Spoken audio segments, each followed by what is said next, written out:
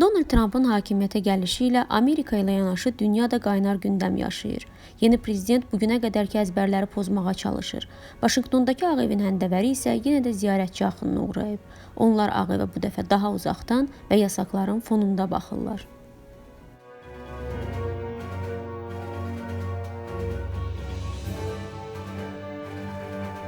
Bir aydan artıqdır ki, dünya insanının leksikonuna yeni termin gəlib. Trump Amerikası.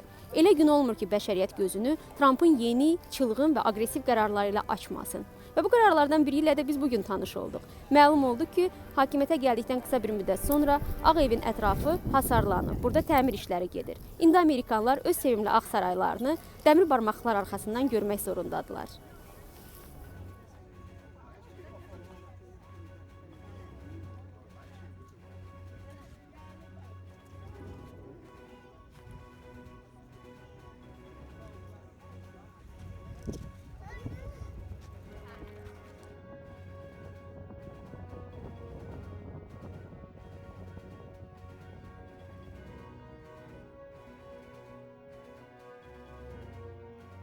Amma Amerika cəmiyyətində müxtəlif fikirlilik hökm sürür. Sürpriz şəkildə Donald Trump'ı prezident seçən xalqın ona münasibətdə bir mənalı deyil. Sorğumuzun nəticəsi bunu ortaya çıxardı.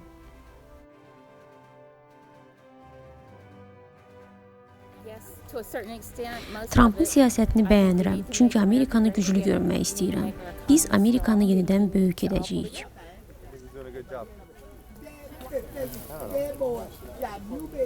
Mən onun siyasətini bəyənmirəm, çünki onun yaxşı işlər gördüyünü düşünmürəm.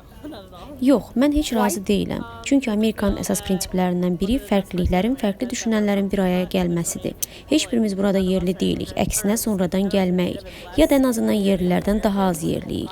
Hamımız immigrantıq və bu Amerikanı gözəl edir. Amerika onsuz da böyükdür. Mən bu barədə çox düşünməmişəm, bu suala cavab verməkdən yayınıram.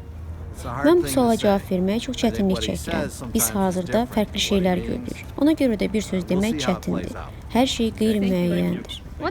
Amerikanlar da Azərbaycanlılar kimidir. Heç də hər zaman sorğulara isti yanaşmırlar. Son günlər Amerika mətbuatı ilə Trump'ın münasibətləri xeyli gərginləşib. Elə gün olmur ki, Trump yeni bir media orqanına qarşı soyuq savaş açmasın. Və belə bir ərəfədə Yeni Müsavat qeyti müxbirinin Ağ Evin həndəvərində olması da ciddi hadisədir.